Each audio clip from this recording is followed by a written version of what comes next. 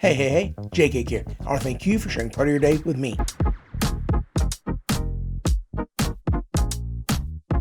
Ladies and gentlemen, we go from north of the border down to almost the southernmost part of the United States. We're traveling down to Florida to talk about the Tampa Bay Rays. Now, this team was good for fourth in the AL East with a record of 82-80, so they were at least 500, so that's good. The team leaders for the Rays were a good mix of the young guys and the veterans. Solo bases went to Jose Caballero, where strikeouts went to Jose Siri. Isaac Paredes had the most walks and on-base plus slugging, while Johnny DeLuca had the most triples. Runs, home runs, and slugging went to Brandon Lau, even though it looks like it should be Lowe, because he's a long-lost brother of Nate and Josh Lowe. And then everything else went to Yandy Diaz. Speaking of Yandy Diaz, he played the most games for the Rays with 145. He also was the only person to meet the 602 at-bat threshold. There were 3 other guys who did play in 130-plus games, while there were 6 more people who played in 100 games. That's it. What were the rest of the guys doing? Were they taking off? Were they resting? Were they injured?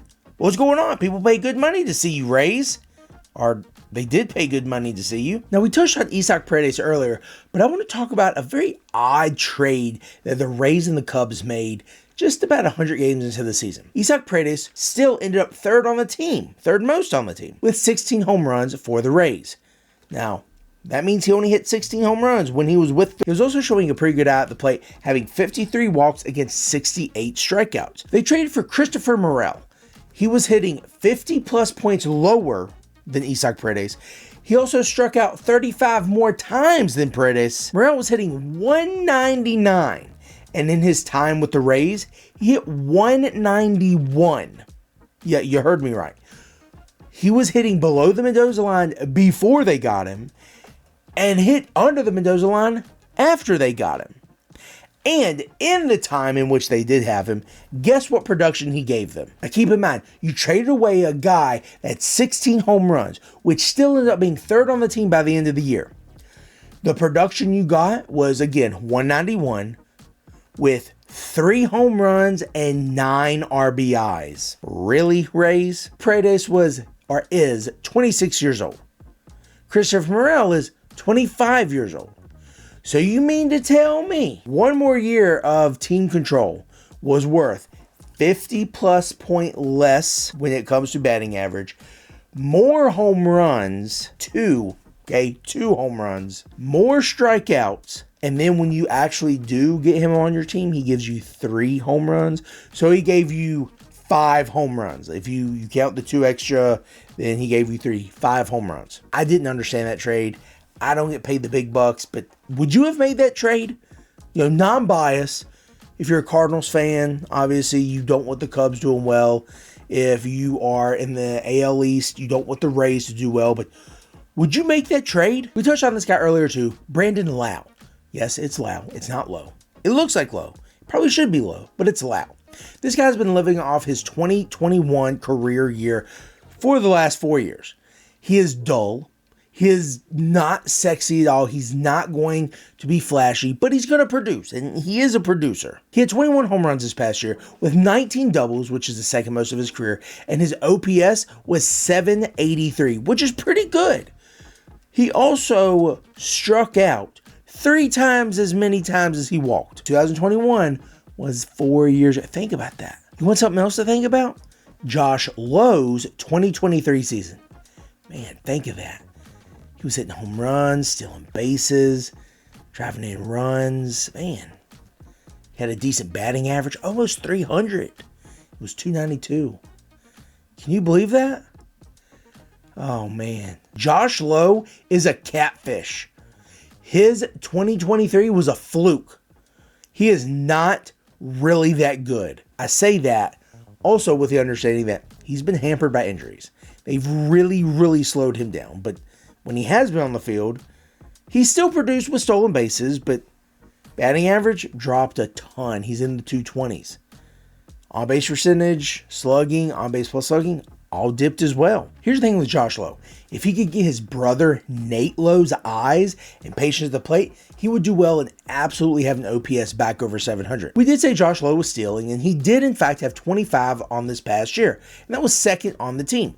Jose Caballero led the team. He had 44. When he moved to the Rays organization, he improved his stolen bases from 26 to 44. So he also doubled stats like hits and runs. Unfortunately, another stat that he doubled was strikeouts. He went from 66 in 2023 with the Mariners to 133 this year with the Rays. That is awful. And I know I've said it once. I know I'm going to say it again. But in order to steal a base, you have to get on base.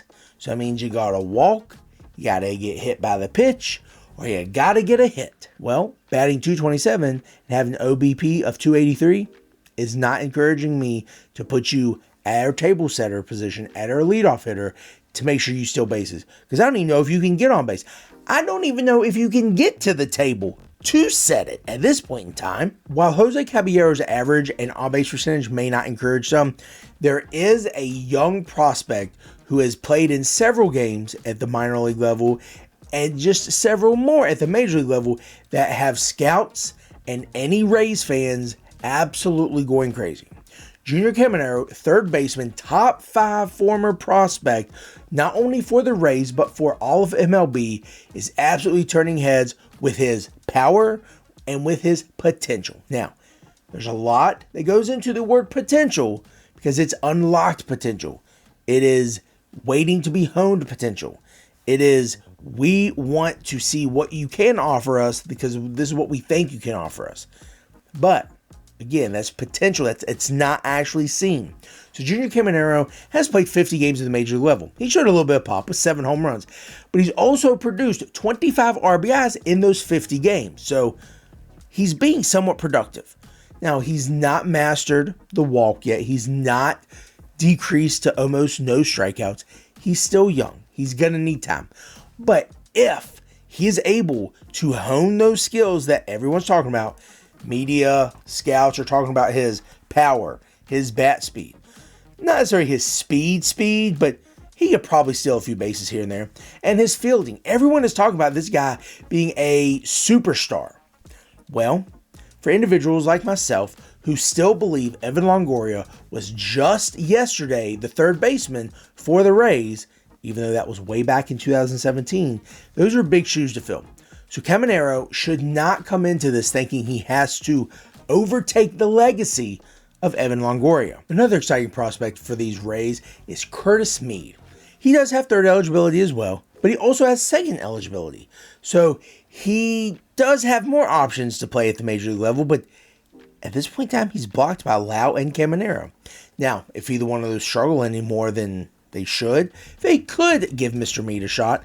However, after this year's spring training, they might have to give him a shot anyway. So far in spring training, he's got 19 for 33, so that's a really good batting average if you don't know that already. He's got 1 home run and 3 RBIs. Now, those numbers don't look as sexy as when you hear he's only struck out 3 times. So in 33 at-bats, 3 of those were strikeouts. We don't know how many times he will do that over the major league level, 162 games, but for now, against this competition, he looks to have a good eye. Now, Mead has played 62 games at the major league level the last 2 years, and he's not shown the same eye. So while this is encouraging, this should just be seen as spring training. You're playing against lesser competition, or at least competition that's not yet honed enough to be at the major league level. And if they are, they probably play for the White Sox, so they just want anyone and everyone they can get at this point in time because they're that bad. Curtis Mead could be an option at some point in time this year, maybe next year, depending on what contract negotiations look like, but also what performance looks like for Mead, but also from Caminero and Lau. Pitching for the Rays was decent. It's nothing sexy. No one met the 162 innings pitched threshold, so while we don't necessarily have anyone that actually was eligible for the whip in ERA, it was Ryan Pepio. Now, as far as strikeouts and losses, that was Taj Bradley. Everything else except saves and holds, that was absolutely Zach Little. Holds went to Colin Poach, and saves went to Pete Fairbanks. The top 6 pitchers who started the most games for the Rays this past year combined for a total of 46 quality starts. 2 of those guys ended up having 10. So you have 2 guys accounting for almost half of the quality starts. 3 of those top 6 did have ERAs 3.65 or below, and whips 1.25 or below.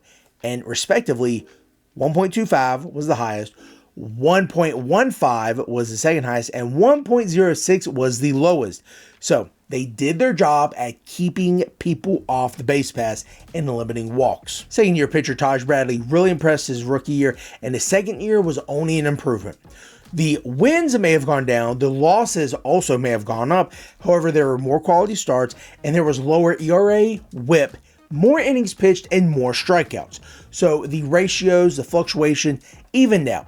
The Rays are really excited, with the hopes that he's going to continue making steps forward, as they do have him pegged as one of the top 3 guys in their rotation. Another guy the Rays are excited about is Shane Baz. In 2023, he had Tommy John surgery, so he missed that entire season. Delayed getting into 2024, but while he was in, and he was doing well in that time, he started 14 games, had 8 quality starts, pitched to a 3.06 ERA and a 1.06 whip. He also pitched 79 innings with 69 strikeouts. So this man has definitely improved upon what he was doing previously. He definitely wants to continue to improve, and he wants to get any injury stereotypes or stigmas away from his name. Again, he will be one of the middle to late guys for this Rays rotation that can do nothing but excite. Speaking of exciting, the bullpen was not exciting. Only unless you like fly by the seat of your pants, nervous, not sure if your guys are going to get the holds, not sure if your guys are going to get the closeuts, not even sure if your team's going to get the win. This is the bullpen for you. Now, everything did culminate with Pete Fairbanks. However, they did lose some of their other top quality, including Jason Adam, Colin Poach, and Phil Maton. Just because you've lost these 3 guys, who are some of your top holds guys and did pick up some saves, you brought some other guys in, right? Right? The answer to that is no. The Rays do feel like they still have a strong bullpen, and they do have some pretty good guys. Garrett Clevenger and Edwin Ucito are 2 of the top arms still left in that. They're going to have a trickle-down, next man up type of effect. While Garrett Clevenger does have the power potential to strike out the guys in front of him, also Edwin Ucito can strike out people, but he also had a .82 whip last year, so he might be more effective. We just touched on some of the bullpen guys leaving. However, other guys left in the field and also in the pitching rotation. One of the biggest losses was Jeffrey Springs. He did come back from Tommy John surgery last year and pitched pretty decently. He's now with the A's. Also, Jose Siri and Isaac Paredes. Both of those guys can contribute in different ways. Obviously, you have some strikeout potential with both of them, but each one of them, again, could produce in their own ways.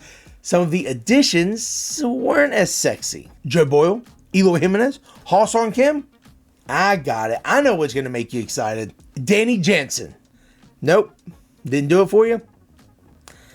Okay, well, that was my attempt. That's going to do it for the Rays. Now, I think the biggest part of this team is going to be the fact they are getting some pitchers back, both from injury and hopefully just from underperforming. Shane McClanahan is one of the top guys who are getting back and is listed as their ace. He had Tommy John surgery back in 2023, so he has a little bit of time to recover. He is going to have to stay healthy. However, they're probably going to limit his innings early on or limit them in the back end. It's going to be important that the bullpen also stays healthy, but also they don't get into a stretch where they're giving up a lot of runs or not helping their starting pitchers. Quality starts are absolutely huge, so if they're provided with a quality start, don't screw it up, guys. Keep them in the game or continue giving them the lead and allow the hitters then to do their next part. I think at the end of the day, this team can be 500. They're not going to be competing for anything, but it is going to be important to get some of these young, new guys. Jonathan Aranda, you also have Johnny LaDuca. Of course, we talked about Junior Caminero, Curtis Mead. Those 4 guys right there, along with some of their pitchers, you have to get Taj Bradley more innings. You want to give Shane McClanahan some time to get into the rhythm of things, but also don't want to push him, especially if you're not going to be in contention. Also, Joe Boyle. He could be a guy you throw into the rotation to give some other guys a little bit more of a break. The offense has to come alive. You have players like Junior Caminero, who's going to be a hot bat, hopefully. You have players who are veterans that have great eyes at the plate, like Yandy Diaz. You also have some guys who still need to prove themselves. And that's pretty much everyone. So, again, 500 team, not competing for anything. Don't rush Shane McClanahan back. Do not focus on what you lost, like the bullpen pieces, like Jeffrey Springs. Focus on what you have, especially Shane Baz.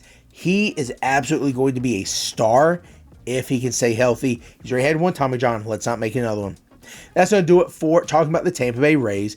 We're going to head to Boston to talk about the Boston Red Sox next because they finished third, and that means they were below the Yankees. I'm excited to talk about them compared to the Yankees and see how they did in the season series.